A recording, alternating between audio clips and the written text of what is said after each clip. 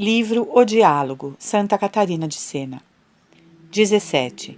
Visão de Catarina sobre a humanidade peregrina. Então aquela serva, inflamada de desejo santo, contemplou a si mesma no espelho da divindade e viu a humanidade que caminhava de vários modos e com diversificados interesses na procura do próprio fim. Uns homens, estimulados pelo medo dos castigos eternos, começavam a subir do rio para a ponte Cristo.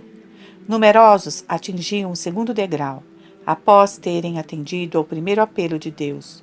Pouquíssimos iam com grandíssima perfeição. 18. Deus Pai explica como atingir a perfeição. 1. Os degraus do amor. 1. O amor servil. Primeiro estado. Então o bondoso Deus, para satisfazer o desejo daquela serva, dizia: considera estas pessoas que abandonaram o pecado mortal por causa do temor servil. É necessário que passem ao amor virtuoso. O temor servil sozinho não basta para lhe dar a vida eterna. O medo constituía a lei antiga, que eu dei através de Moisés. Ela se baseava no temor, pois o castigo seguia imediatamente a culpa. A lei nova é a do amor, e veio com meu filho. Fundamenta-se na caridade. A nova lei não cancelou a antiga, mas a aperfeiçoou. Meu filho o disse: não vim abolir a lei, mas cumpri-la. São Mateus 5,17. Jesus fundiu a lei do temor com a lei do amor. Eliminou o imperfeito medo de castigos e deu-lhe o temor santo, isto é, o medo de ofender-me. Assim, a lei imperfeita tornou-se perfeita a lei do amor. Por sua vinda, meu filho, qual carro de fogo, trouxe o fogo da caridade através da natureza humana e a misericórdia em abundância. Ele aboliu o castigo pelas faltas. Na lei mosaica, antigamente, havia a ordem de se punir imediatamente a culpa. Hoje não é mais assim. A culpa não é mais castigada nesta vida. Agora ninguém mais deve ter temor servil, pois a culpa não é punida, mas deixa-se para depois, na vida futura, quando a alma estiver separada do corpo. Assim mesmo, só no caso de que o homem não se emende pela contrição perfeita. Enquanto viver aqui, o homem está no tempo do perdão. Só depois de morto terá o tempo da justiça. É necessário, portanto, abandonar o temor servil e praticar o temor santo, o amor por mim. Em caso contrário, recai-se no rio do pecado por ocasião das adversidades ou das consolações. Estas últimas, se a pessoa a elas se apegar desordenadamente, tornam-se espinhos que ferem a alma. Afirmei antes que é impossível sair do rio do pecado e subir a ponte sem escalar os 3 degraus comuns. De fato, uns o fazem imperfeitamente, outros perfeitamente, outros ainda perfeitissimamente. As pessoas que agem por temor servil sobem os 3 degraus, unificando imperfeitamente suas faculdades. Conscientizando-se do castigo que segue a culpa, o pecador, com a memória, lembra-se do pecado. Pela inteligência, considera as penas merecidas. E na vontade, recusa o castigo. Supondo que hajam assim pela primeira vez, seria preciso que o fizessem debaixo da iluminação da fé, isto é, que não se limitassem apenas a pensar nos castigos, mas que considerassem também as virtudes e o amor que lhes dou. Agindo por esta última forma, escalarão os degraus comuns, com amor, livres do temor servil. Necessita-se destruir o egoísmo, ser prudente, constante, perseverante. Infelizmente, muitos iniciam a escalada com tamanha vagarosidade, amam-me com tal insegurança e negligência, que logo desanimam. Qualquer sopro de vento os faz parar e retroceder. Tendo atingido o primeiro degrau do crucificado imperfeitamente, não passam ao segundo, o do coração. 2. O amor interesseiro, segundo estado. Alguns se tornam servidores fiéis dedicando-se a mim, não por medo de castigo, mas por amor. Mas seu amor ainda é interesseiro. Gostam de mim por vantagens pessoais, à procura das consolações que acham em mim. Trata-se de um amor imperfeito. Sabes quando se manifesta esta imperfeição? No momento em que tais pessoas se veem privadas da consolação experimentada em mim. Do mesmo tipo é o amor que tem pelo próximo. Um amor imperfeito que não basta, que é passageiro. Vai diminuindo e muitas vezes se extingue. Chega a desaparecer quando retiro essas pessoas as satisfações espirituais e permito dificuldades e oposições no intuito de provar-lhes a virtude. Minha intenção seria levá-las a um perfeito autoconhecimento, a consciência do próprio nada, a perceber a própria incapacidade frente à graça. Na realidade, no momento da provação, não me procuram, recusam-se a reconhecer-me como benfeitor, não procuram somente a mim, com verdadeira humildade. Eis a razão por que concedo e depois retiro as consolações, deixando intacto o estado de graça. Mas diante disso, estas pessoas desanimam, impacientam-se. Algumas vezes abandonam seus exercícios espirituais. Muitas outras, fingindo virtude, dizem a si mesmas: esta prática para nada serve, só porque se veem carentes de fervor espiritual. Agem imperfeitamente, como pessoa que ainda não se desprendeu totalmente do egoísmo que lhe vem dos olhos da fé. Quem se livra do egoísmo entende que tudo procede de mim, que nenhuma folha de árvore cai sem a minha permissão. São Mateus 6:28. Que tudo concedo ou permito a fim de santificar os homens, isto é, para que atinjam a finalidade para a qual os criei. Seria preciso que vissem e compreendessem o seguinte: nada mais desejo que o seu bem no sangue do meu Filho unigênito, com o qual foram purificados. Em tal sangue podem reconhecer meu plano, ou seja, que para dar-lhes a vida eterna, eu os criei à minha imagem e semelhança. E depois, no sangue de Jesus, os recriei como filhos adotivos através da graça. Infelizmente, são imperfeitos e somente procuram seus interesses e deixam de amar os outros. Os primeiros arrefecem por medo do sofrimento. Estes, os segundos, deixam de fazer bem aos outros e decaem no seu amor por ausência de interesses pessoais e consolação interior. O motivo é porque o homem, sem amor altruísta, ama a si mesmo segundo a imperfeição com que me ama, isto é, a procura de interesse próprio. Se tais pessoas não se derem conta de tal imperfeição, se não aspirarem ao amor perfeito, impossível será que não voltem atrás. Para quem deseja chegar à vida eterna, o altruísmo no amor é indispensável. Para se adquirir a vida interminável, não basta evitar o pecado por medo de castigos ou ser virtuoso por interesses. É mister evitar o pecado porque ele me ofende e praticar a virtude porque ela é amor por mim. Quanto afirmado constitui a maneira geral da vocação ao amor.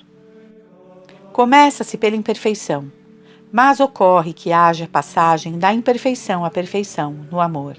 Seja nessa vida, praticando-se a virtude com um coração desinteressado e liberal a meu respeito, seja mediante o reconhecimento da própria imperfeição na hora da morte, com o propósito, no caso de que se continuasse a viver, de servir-me altruisticamente. Foi com semelhante amor imperfeito que São Pedro amou o doce, bondoso Jesus, gozando de sua afável companhia durante a vida pública. Mas, quando chegou o tempo da dificuldade, ele esmoreceu, fugiu, renegou por medo de sofrer. Os que vão por este caminho, do amor servil e interesseiro, caem em muitos inconvenientes. Seria preciso que se elevassem e se comportassem como filhos, servindo-me desinteressadamente. Todavia, eu remunero os homens por todo o esforço e dou a cada um de acordo com seu estado espiritual e de boa vontade. 1.3. O amor-amizade. Terceiro estado. Os que perseveram na oração e nas boas obras, Os que na constância progridem na virtude, estes atingirão o amor-amizade. A estes eu amarei como amigos, pois correspondo com igual afeição. Quem me quer bem, como faz um servo com seu patrão, será amado por mim, o Senhor, na mesma medida, mas não me manifestarei a ele. Os segredos são revelados aos amigos íntimos somente. Sem dúvida alguma, um servo, graças às suas capacidades e afeição, pode progredir e tornar-se amigo caríssimo. E é justamente o que ocorre com essas pessoas. Enquanto permanecem no amor interesseiro, não me manifesto a eles, mas, se reconhecem sua imperfeição, procuram as virtudes, destroem a raiz do egoísmo espiritual, renunciam aos sentimentos internos do temor servil e do amor interesseiro através da fé, então sim, serão do meu agrado e chegarão ao amor de amizade. Manifestar-me-ei a eles. Dizia Jesus: quem me amar, será um comigo. Revelar-me-ei a ele e moraremos juntos. São João 14, 21, 23.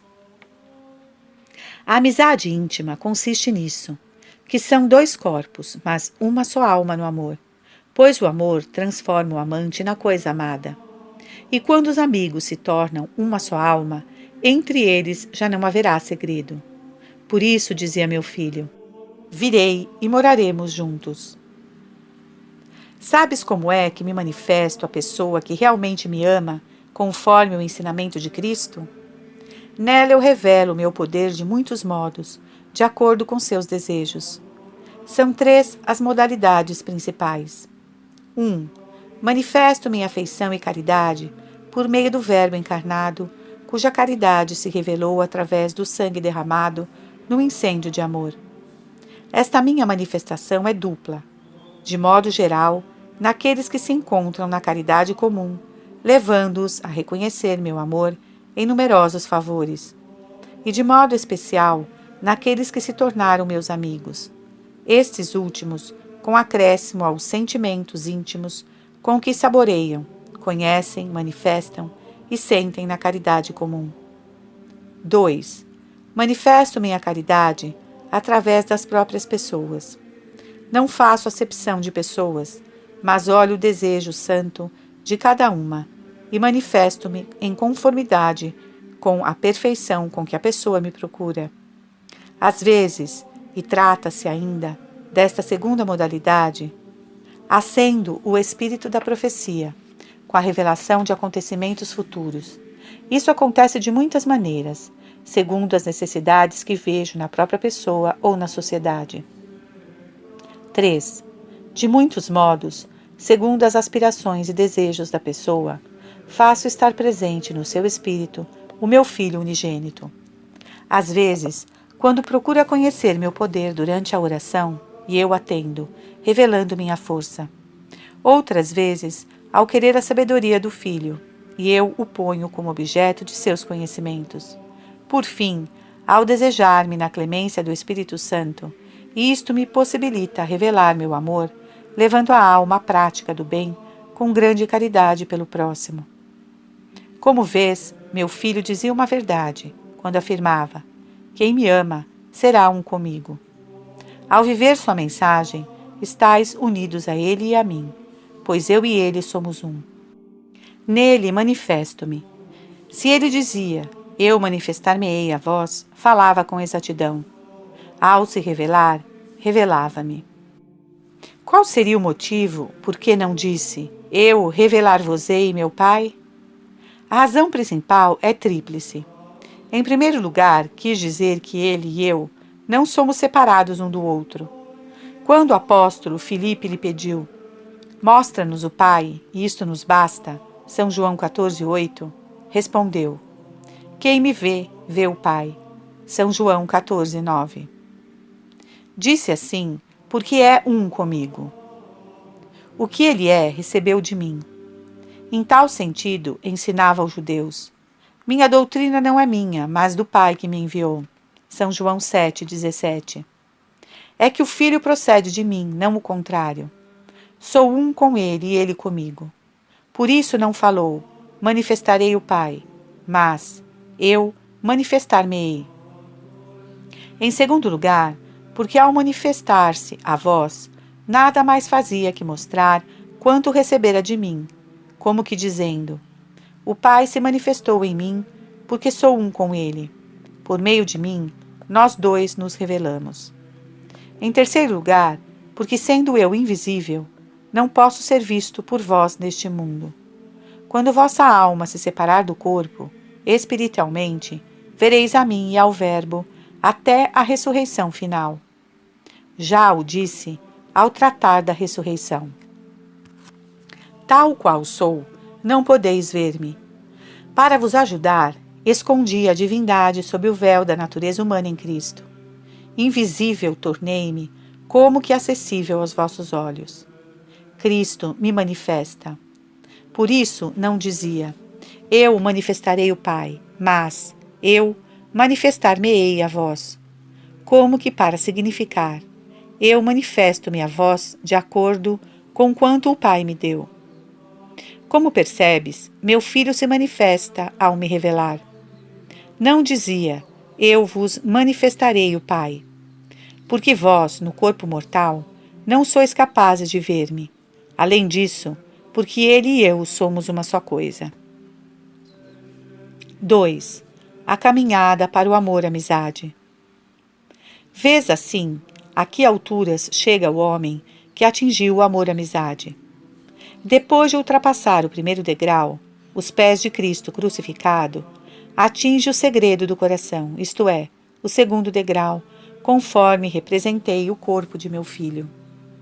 Disse antes que os degraus figuravam as 3 faculdades. Agora mostro como significam também as 3 fases pelas quais passa o homem. Mas antes de ocupar-me do terceiro degrau, que é da boca de Cristo, quero explicar-te qual a caminhada para o amor-amizade, como é vivido tal amor e quais são os sinais reveladores da sua presença. Relativamente ao modo como se chega ao amor-amizade filial, dá-se da seguinte maneira. Inicialmente imperfeito, o homem vive no temor servil. Com perseverança e esforço, chega ao amor interesseiro das consolações espirituais, no qual se compraz olhando-me como algo útil para si mesmo. Tal é o roteiro de quem deseja chegar ao amor-amizade filial. Este último é o amor perfeito. Com ele lança-se a herança do reino. O amor filial inclui o amor-amizade. Nesse sentido, se passa do amor-amizade ao amor filial. Mas qual é a estrada? Vou dizê-lo. Toda perfeição e virtude procede da caridade. A caridade alimenta-se de humildade. A humildade nasce do autoconhecimento e da vitória sobre o egoísmo da sensualidade. Para se atingir o amor filial, é necessário, pois, perseverar na sela do autoconhecimento. Nesta sela, o homem conhecerá o meu perdão através do sangue de Cristo, atrairá sobre si, pelo amor à minha caridade, procurará destruir em si toda a má vontade espiritual e temporal. Fará como os apóstolos e Pedro, que depois da negação chorou. Era um pranto imperfeito, que imperfeito permaneceu durante os 40 dias que precederam a ascensão. Depois que Jesus subiu ao céu em sua humanidade, Pedro e os demais apóstolos fecharam-se no cenáculo, esperando a vinda do Espírito Santo, segundo a promessa feita por meu Filho. Ali permaneceram com as portas fechadas, cheios de medo, como acontece a todo homem antes de chegar ao verdadeiro amor. Ficaram perseverantes na oração humilde e contínua, até receber a plenitude do Espírito Santo. Então, livres do temor, passaram a seguir e pregar Cristo crucificado. Também um homem que deseja atingir tal perfeição, por medo do castigo, começa a chorar depois de abandonar o pecado mortal pelo arrependimento. Em seguida, eleva-se à consideração de minha misericórdia, e nisso encontra consolação e prazer. É algo ainda imperfeito. Para que se caminhe à perfeição, após os 40 dias, que são os 2 primeiros estados, aos poucos vou me afastando da alma quanto às consolações, sem retirar-lhe a graça. Foi quanto Jesus revelou aos discípulos ao dizer: Irei e voltarei a vós. São João 14, 27. Tudo quanto ele dizia a eles em particular, afirmava-o igualmente para todos os seus contemporâneos e às gerações futuras. Irei e voltarei a vós, disse ele, e o fez. Voltou, quando o Espírito Santo desceu sobre os apóstolos. De fato, já te disse que o Espírito Santo não vem sozinho, mas com o meu poder, com a sabedoria do Filho e com a própria clemência, pois ele procede do Pai e do Filho. Pois bem, afirmo-te que para libertar o homem da imperfeição, do amor servil e interesseiro, afasto-me da alma quanto às consolações. Quando se achava no pecado mortal, o pecador estava longe de mim, por sua culpa, e eu me afastara dele quanto à graça. Havia-se fechado a porta do desejo por sua culpa, sem responsabilidade do sol divino. Ao tomar consciência das próprias trevas, ele abre as janelas, vomita a podridão do pecado na santa confissão e então, pela graça, volto à sua alma. Se me afasto, é quanto às consolações, não quanto à graça, no modo explicado acima. Ajo assim para que a pessoa se humilhe, procure-me com empenho, seja provada quanto à fé e se torne prudente. A tais alturas, se o cristão me amar desinteressadamente, com fé viva e desapego de si, alegrar-se-á nas adversidades, achando-se indigno de viver no sossego e descanso da mente. Mas este já é o segundo assunto dos 3 de que falei antes. 3. Como se vive o amor-amizade? 3.1. A vigília de oração. Eis o que faz a pessoa que chegou ao amor-amizade. Ao perceber que me auseitei relativamente às consolações, não cai em desânimo. Persevero humildemente no esforço pelo autoconhecimento, certa de que o Espírito Santo virá. Como o espera? Sem ociosidade, em contínua vigília de oração. Será uma vigília exterior e interna, no sentido de que a inteligência não se feche, mas reflete sob a luz da fé. Assim a pessoa evita as distrações do coração, medita sobre a bondade do meu amor, compreende que nada mais desejo que sua santificação. Disso é garantia o sangue do meu filho. Como o pensamento está vigilante no conhecimento de mim e de si, há uma hora continuamente. É a oração contínua, a oração da vontade santa e boa. A pessoa permanece também na oração exterior, feita nos tempos determinados, conforme as prescrições da Santa Igreja. Tal é o comportamento do homem que da imperfeição chegou à perfeição. Para que a alma atingisse esse grau, dela me afastara quanto às consolações. Outro motivo da ausência dessas consolações é este: para que o homem, vendo-se na secura, sofra, perceba a própria debilidade, instabilidade e falta de perseverança. Em outras palavras, veja e conheça o próprio defeito, descubra em si a raiz do egoísmo. É para que a pessoa se conheça e se supere, suba à cadeira da própria consciência, corrija todo sentimento falso, destrua as raízes do egoísmo com o desapego de si e o amor pelo bem. É bom que compreendas o seguinte: qualquer imperfeição e perfeição são adquiridas e manifestadas, seja em mim como no próximo. Compreendem-no o simples, que muito amo as pessoas no espírito. Se acolhem o amor por mim desinteressadamente, desinteressadamente também amam o próximo. Pode-se comparar a uma vasilha. Retirada cheia de uma fonte, se alguém dela beber, ficará vazia. Mas se alguém, enquanto bebe, a conserva na fonte, jamais se esvaziará, estará sempre cheia. Assim, o amor humano e espiritual pelo próximo deve realizar-se em mim, sem outros interesses. Eu vos peço que me ameis com a mesma caridade com que vos amo. Tal coisa não podeis realizar diretamente a meu respeito, pois eu vos amei antes de ser amado. Qualquer ato de amor vosso por mim é devido, não gratuito. Sois obrigados a me querer bem. Eu amo-vos espontaneamente, sem qualquer obrigação. Não relativamente a mim, não tendes a possibilidade de cumprir o amor que peço. Para isso, dei-vos um meio, o próximo. Com referência a ele, podeis fazer o que é impossível para comigo.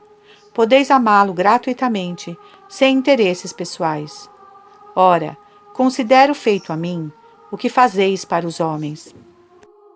Por isso que meu filho deu a entender a Paulo que perseguia os cristãos, dizendo-lhe: Saulo, Saulo, por que me persegues? Atos 9:4. Meu filho considerava realizada contra mim a perseguição feita contra os cristãos. Há de ser desinteressado o amor pelo próximo. Deveis amá-lo com a mesma caridade que me amais. Sabes como uma pessoa percebe que seu amor espiritual pelos outros é imperfeito? Se fica triste ao notar que aquele que é amado não corresponde com a mesma intensidade de amor, evita a sua companhia, não procura agradar, demonstra maior atenção para com outros. Semelhante tristeza evidencia que a caridade por mim ainda é fraca. Mostra que o cristão ainda está bebendo fora de mim, mesmo que seu amor provenha da minha caridade.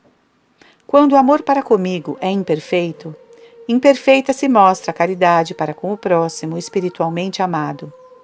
A razão de tudo é o egoísmo, cuja raiz ainda não foi arrancada.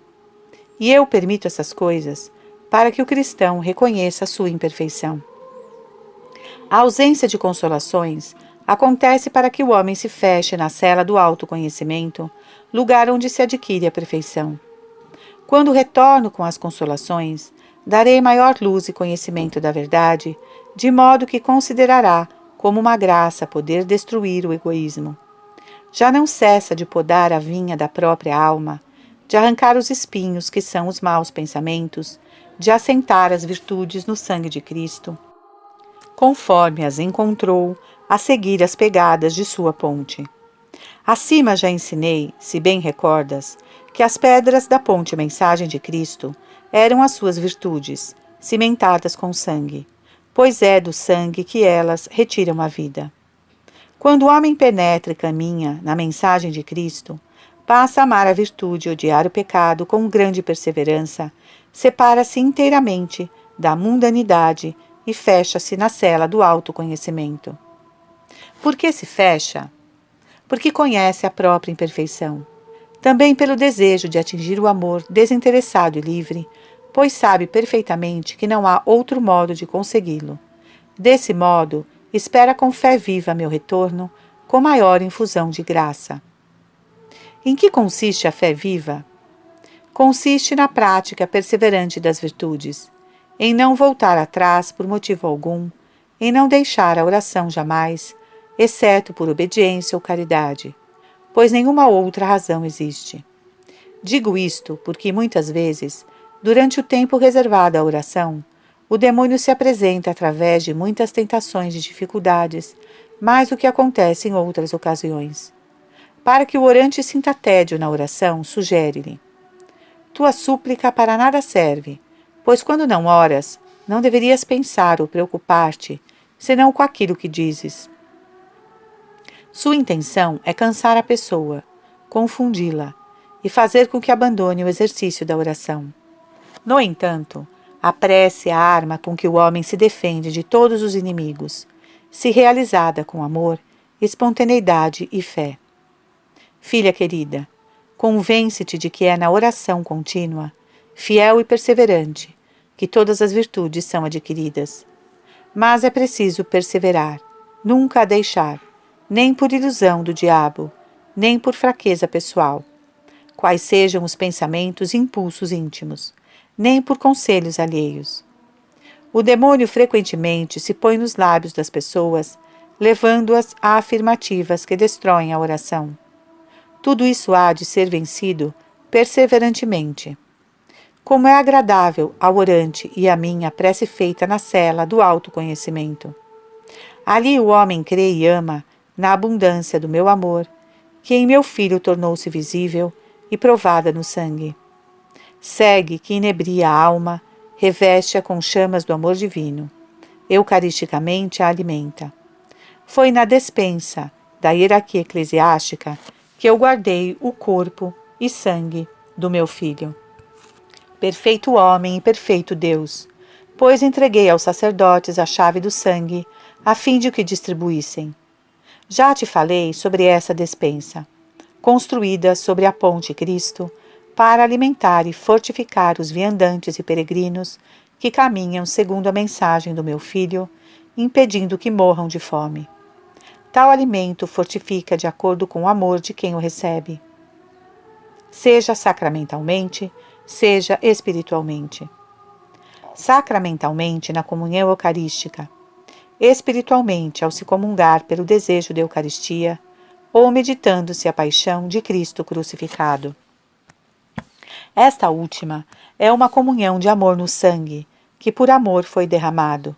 Nela a pessoa inebria-se, inflama-se, fica saciada no desejo santo, cheia de amor por mim e pelos homens. Mas onde se alcança tudo isso?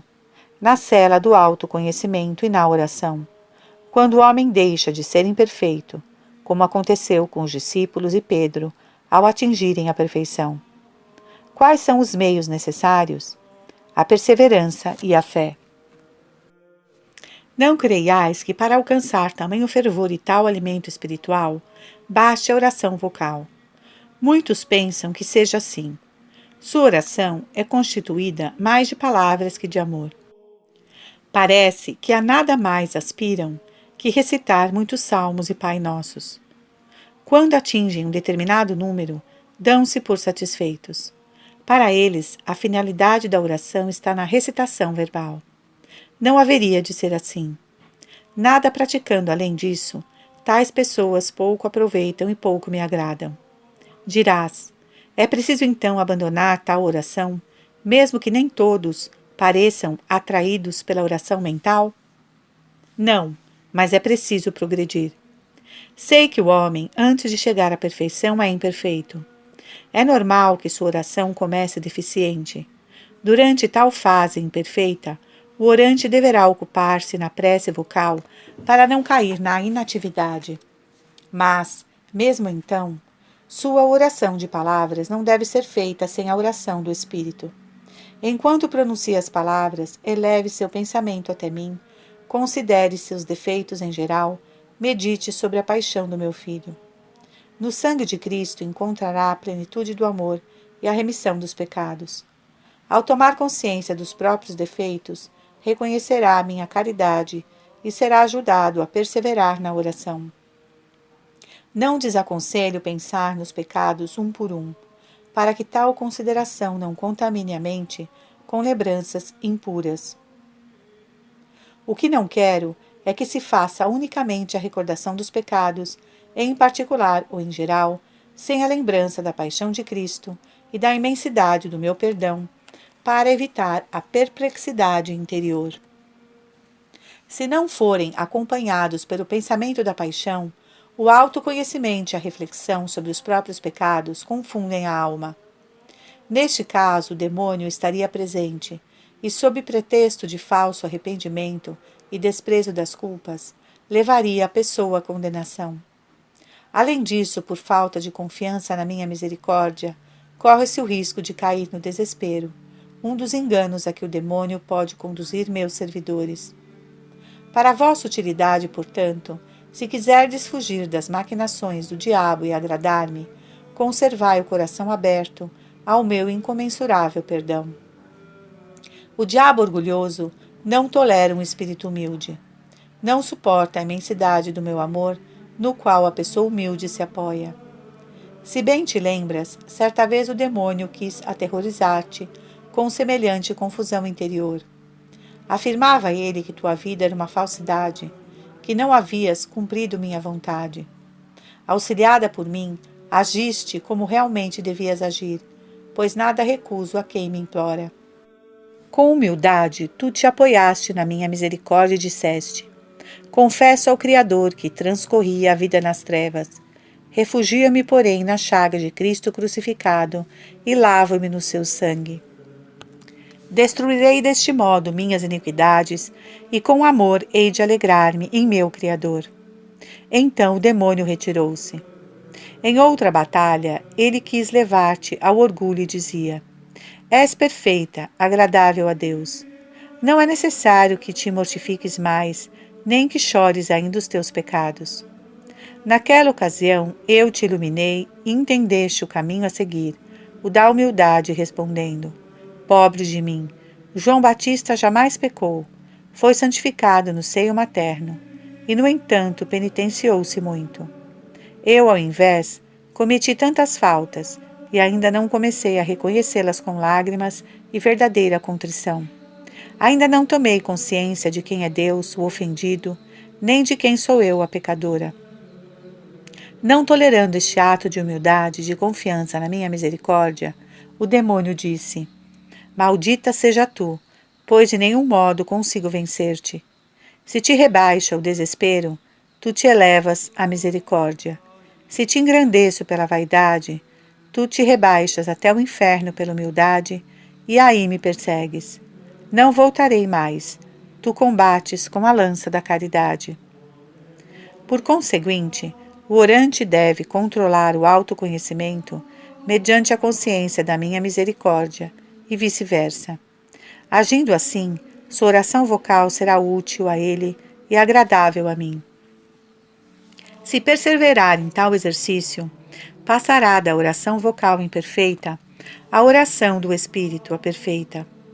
Ao contrário, se sua preocupação continuar apenas na quantidade das preces, jamais o conseguirá. O mesmo aconteceria se abandonasse a oração mental pela vocal. Pois existem pessoas tão ignorantes que, indo orar, fazem a intenção de recitar determinadas orações vocais. Nessa ocasião, eu as visito de uma forma ou de outra, conforme meu agrado ou seus desejos anteriores. Dou-lhes, por exemplo, o arrependimento dos pecados. Recordo-lhes meu amor. Torno presente em sua mente a pessoa do meu filho, sob variadas maneiras. Mas tais pessoas, para completar aquele número de orações, desprezam minha visita, com remorso de abandonar quanto começaram. Não deveriam tomar esta atitude. Logo que a pessoa recebe minha visita, nas modalidades de que falei, deve deixar a oração vocal. Mais tarde, uma vez cessada a oração do Espírito, e se dispuser de tempo, poderá retomar aquilo que se propuser a fazer. Na falta de tempo, despreocupe-se, não fique triste, não se perturbe. A única exceção se dá para o ofício divino, que os clérigos têm obrigação de recitar, sob pena de pecado. É obrigação dos clérigos dizê-lo até a morte.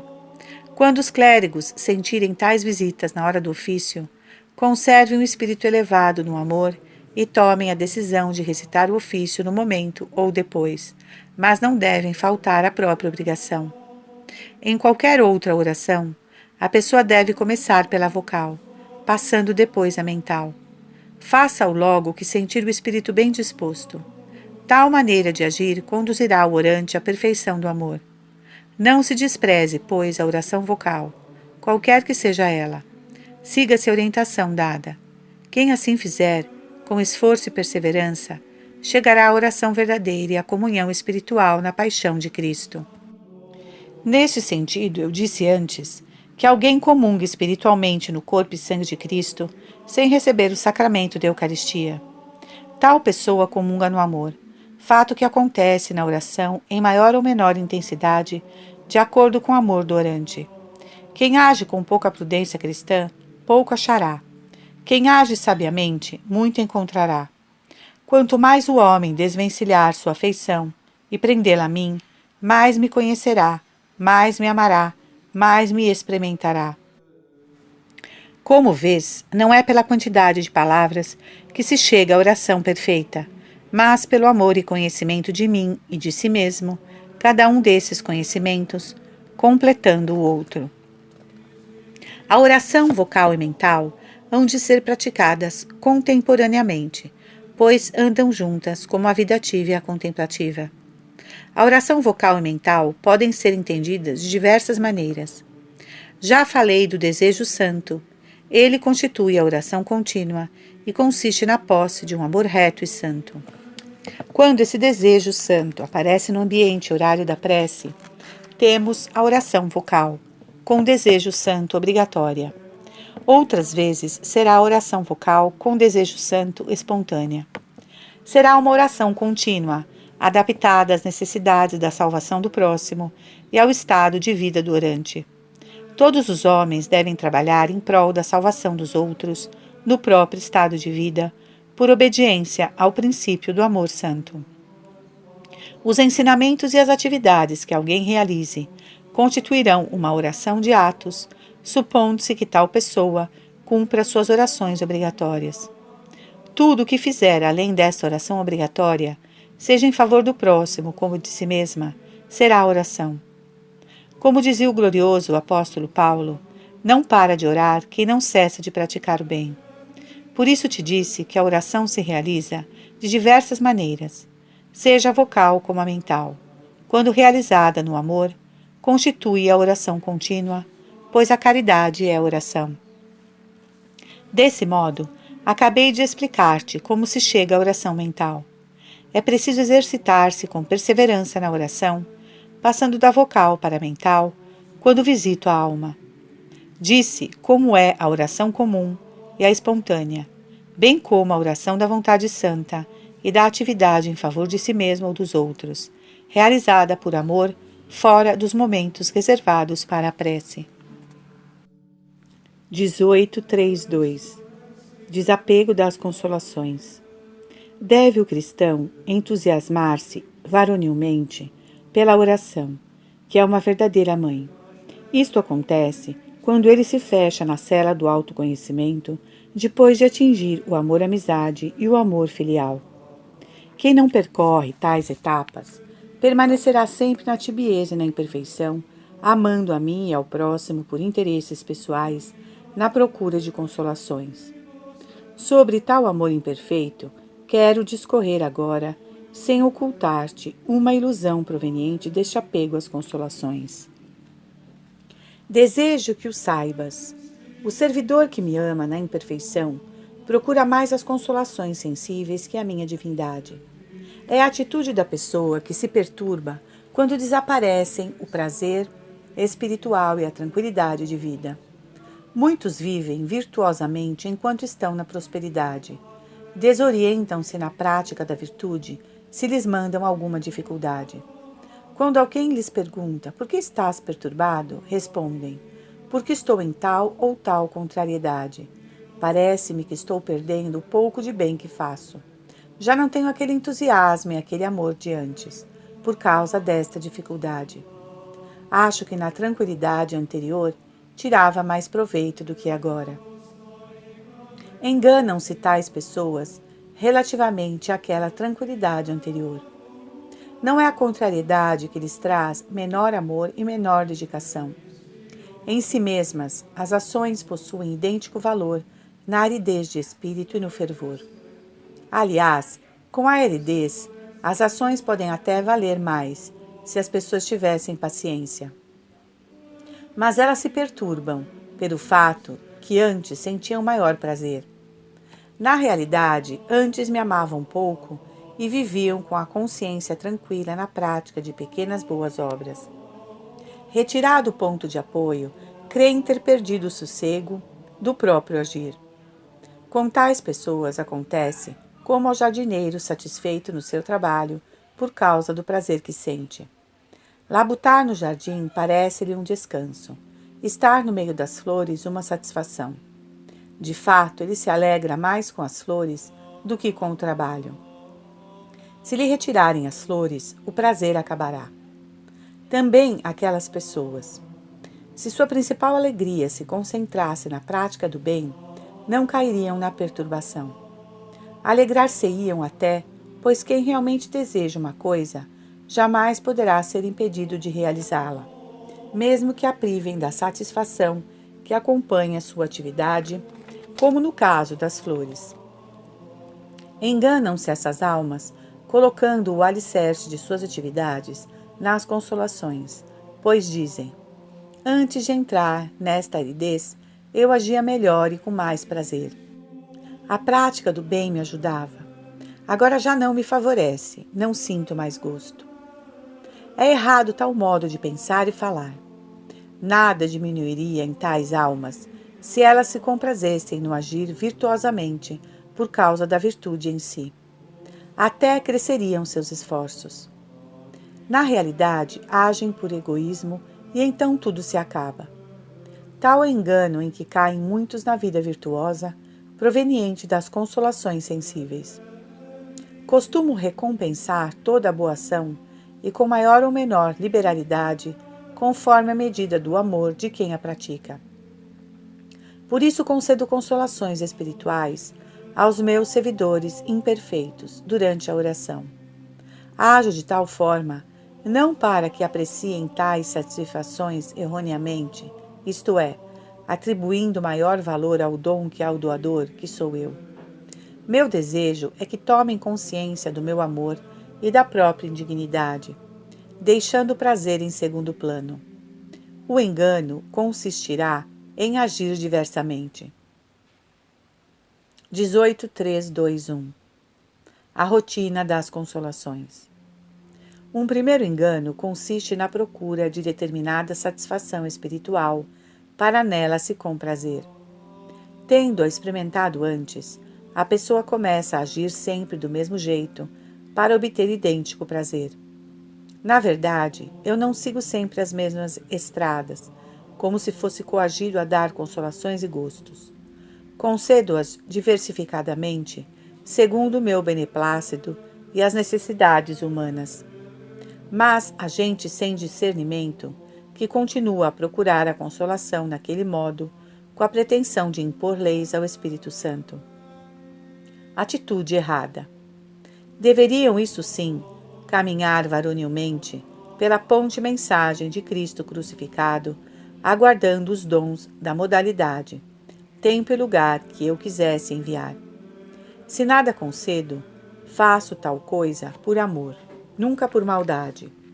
Quero que os homens me procurem por mim mesmo, não por motivo de consolações que propicio. Quero que acolham humildemente meu amor, sem pensar muito nas satisfações. A atitude contrária produz sofrimento e perturbação no momento em que faltar a consolação, objeto de tanta preocupação. Tais pessoas querem conforto sob medida. Tendo experimentado um prazer espiritual, pretendem repetir a mesma sensação. Alguns são de tal modo ignorantes que, se os visito de um modo diferente, recusam-me. Somente aceitam aquela modalidade costumeira. É um defeito inerente à própria paixão e deleite espiritual em si. É uma ilusão, pois como não pode alguém deter-se num único método, mas haverá de progredir na virtude ou voltar atrás, assim não pode o espírito fixar-se num determinado gozo espiritual por mim concedido, como se minha bondade não pudesse dar outro. Concedo consolações de diversas maneiras. Uma vez será contentamento, outra vez arrependimento que agita interiormente. Vezes há que me torno presente na alma, sem que ela o perceba, pois faço estar no espírito a pessoa de meu filho em vários modos. Ora sentirá na profundidade da alma grandíssimo prazer, ora nem o perceberá, como se poderia esperar. Realizo todas essas coisas por amor. Quero que o homem progrida na humildade, na perseverança. Quero ensinar-lhe a não ditar regras ao Espírito Santo, a não considerar as consolações como uma finalidade. Quero que alicerce em mim sua virtude, que aceite os acontecimentos e meus dons com humildade. Quero que acreditem no seguinte, que concedo as consolações espirituais de acordo com as necessidades da sua santificação e aperfeiçoamento. 18.3.2.2 O egoísmo espiritual. Acabo de falar sobre o engano em que caem aqueles que desejam viver interiormente consolados com minha presença. Passo a ocupar-me de uma outra ilusão. Há tais pessoas que colocam toda a sua satisfação na busca de consolações e não socorrem os outros em suas necessidades espirituais ou materiais, sob pretexto de virtude. Dizem assim: quando vou ajudar os outros, não consigo rezar as preces de horário. Acreditam ofender-me quando não sentem consolação interior. Na realidade, enganam-se quanto ao sossego do espírito e ofendem-me muito mais não socorrendo o próximo do que se de fato perdessem a paz da alma. É meu desejo que todas as orações, vocais ou mentais, levem a pessoa o perfeito amor por mim e pelo próximo. Dessa maneira, peca mais quem se descuida do amor pelo outro, a fim de orar, do que aquele que, por causa dos outros, deixa de orar. No próximo, o homem sempre me encontra. Não, porém, na satisfação pessoal em que me procura. A ausência de ajuda ao irmão, ipso facto, faz diminuir a caridade fraterna e o amor por mim. Querendo ganhar, a pessoa sai perdendo. Mas, ao perder, ganha, isto é, ao renunciar ao conforto espiritual no esforço de salvar o próximo, lucra em mim e no próximo. Ao prestar serviço ao outro na caridade, experimenta toda a doçura do meu amor. Pelo contrário, sai-se mal quando recusa auxiliar os demais. De fato, um dia ou outro terá de ajudá-lo, por amor ou por dever, seja nas enfermidades do corpo, seja do espírito. Então falo-á de má vontade, com tristeza íntima e remorso de consciência, tornando-se insuportável a si mesmo e aos demais. Em tal ocasião, se alguém lhe perguntar, por que estás tristonho? Responderá, porque perdi a paz e a tranquilidade de espírito, deixei de fazer muitos atos a que estava habituado e julgo que ofendi a Deus. A realidade não é essa. Tal pessoa não sabe discernir onde se encontra realmente seu pecado, pois sua preocupação fixou-se na procura de consolações interiores. Oxalá entendesse que o pecado não está na privação do consolo espiritual, nem na ausência de oração quando alguém precisa de auxílio, mas na ausência de amor pelo outro, a quem é preciso ajudar por meu amor. Como vês, o engano consiste no egoísmo espiritual. Outro tipo de egoísmo existe, semelhante, que pode causar prejuízos ainda maiores. Costumo dar a meus servidores gáudio espiritual e visões.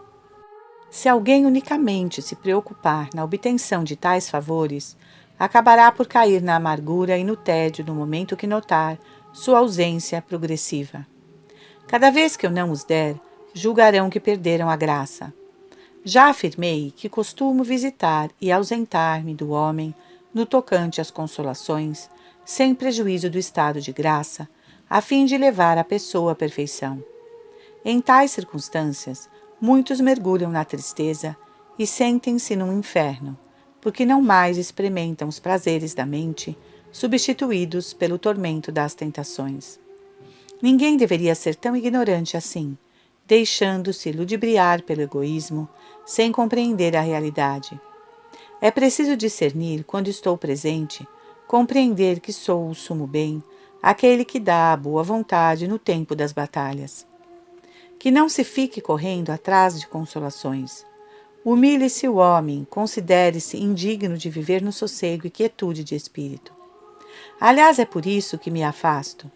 Desejo que a pessoa seja humilde, que tenha consciência da minha caridade, que note a retidão interior que lhe concedo na hora da dificuldade. Quero que beba o leite espiritual, não somente por borrifos na face da alma, mas sugando diretamente no coração do meu filho. Juntamente com tal leite, quero que coma a sua carne, que procure consolações no corpo do crucificado, vivendo sua mensagem que transformei numa ponte que vos conduz até mim. Eis as razões por que me afasto durante a aridez do espírito. Se os homens caminharem com prudência, não parando estupidamente na procura de consolações, retornarei depois com imensa delícia, força, luz, ardor de caridade. Os que sentirem rebeldia e tristeza pela ausência de consolações, pouco aproveitarão e continuarão em sua tibieza. 18.3.2.3 O diabo em figura de luz.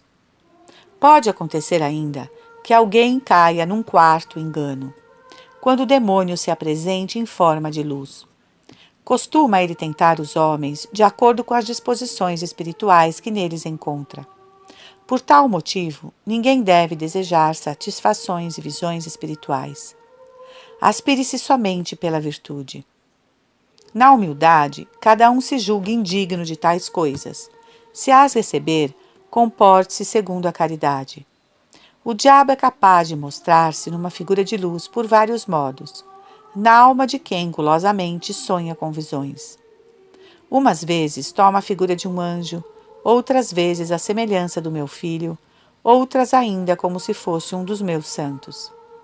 Dessa maneira, ele usa o anzol do prazer espiritual para atrair a alma, para prendê-la em suas mãos. A única solução, em tais casos, é a humildade, pois o diabo não tolera o homem humilde. Somente a humildade renuncia a qualquer satisfação pessoal, evitará que o diabo retenha a alma. Assim mesmo, tal renúncia deve estar acompanhada do amor, não do amor pelo dom, mas pelo doador, que sou eu. Se me perguntares, qual o sinal que nos indica que a visita é do diabo e não tua? Respondo: se for o demônio em forma de luz, sua presença inicialmente produzirá alegria, mas pouco a pouco ela irá desaparecendo até transformar-se em tédio, trevas e remorso de consciência.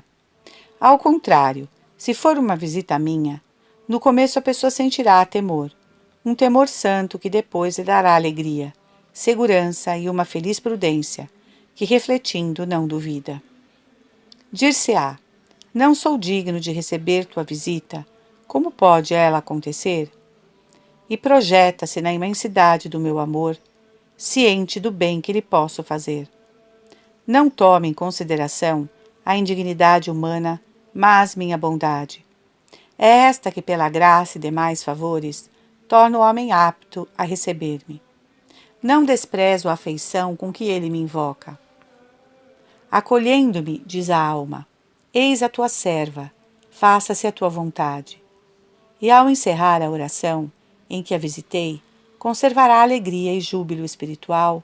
Por humildade sentir-se-á indigna, mas com amor reconhecerá minha presença. São esses os sinais que ocorre tomar em consideração para distinguir quem visita a alma, se sou eu ou é o demônio. Na minha visita, o orante começa pelo temor, passando depois à alegria e ao desejo de operar o bem. Sendo o demônio, o primeiro impulso será de alegria, mas virão depois perturbações internas e trevas. Quem desejar progredir no amor, seja humilde, prudente, não se engane. Perde a rota quem prefere navegar seguindo o amor imperfeito das consolações e não a minha caridade. Julguei oportuno tratar de tais enganos, nos quais costumam cair os cristãos da caridade comum, que vivem com pouco esforço em tempo de consolações, e falar do egoísmo espiritual dos meus servidores diante do prazer espiritual. Estes últimos, com muito amor próprio, às vezes se detêm na procura do prazer e não reconhecem, seja a minha caridade, seja onde estão seus pecados. Por fim, achei bom falar da ilusão do diabo, a qual se pode cair sob a responsabilidade do homem se não tiver discernimento. Ocupei-me de tais assuntos unicamente para que tu e meus servidores sejais virtuosos por causa do amor por mim. Estes ditos enganos acontecem com aqueles que me amam imperfeitamente, com aqueles que procuram o dom, não o doador. Quem vive na cela do autoconhecimento e se aplica a ir além do amor imperfeito, acolhe-me com carinho e suga em meu coração o doce alimento da mensagem de Cristo crucificado. A alma que chegou ao terceiro estado de amor-amizade, de amor filial, já não me ama interessadamente. Comporta-se como amigo íntimo. O amigo verdadeiro, ao receber um presente, olha primeiro para o coração e o amor do doador. Depois examinará o objeto e o conservará como recordação. Esta é a atitude de quem chegou ao terceiro estado e do próprio amor perfeito. Quando lhe concedo favores, não fica a pensar primeiro neles. Seu pensamento se fixa na bondade do doador. Querendo evitar que os homens agissem diversamente, providenciei a identificação entre o dom e o doador, unindo a natureza divina com a humana, e dando-vos meu filho, o qual é uma só coisa comigo. Graças a tal união, não podeis deter-vos no dom sem ao mesmo tempo olhar para o doador que sou eu. Considera, pois, com que amor deveis desejar o dom e o doador. Fazendo assim, estareis no amor puro, desinteressado, não mercenário. Estareis continuamente na cela do autoconhecimento. 18.4. Os sinais da perfeição. Até agora eu te fiz ver, por diversos modos, como a alma supera o amor imperfeito e qual é seu comportamento quando chega ao amor-amizade filial. Afirmei e torno a repetir. A maneira consiste na perseverança e no autoconhecimento. Esse conhecimento de si, porém, deve ser acompanhado pelo conhecimento da minha bondade, sob pena de cair na perturbação interior. O autoconhecimento produz certo desprezo pelo apetite sensível e pelas consolações. Tal desprezo, alicerçado na humildade, gera paciência. Esta, por sua vez, fortifica o homem na luta contra o demônio, as perseguições humanas e regula seu comportamento para comigo no momento em que eu retirar o fervor espiritual. Tudo isso é tolerado com paciência. Se a sensualidade quiser incomodar, revoltando-se contra a razão, então a consciência agirá como juiz e fará a racionalidade prevalecer, coibindo os impulsos errados.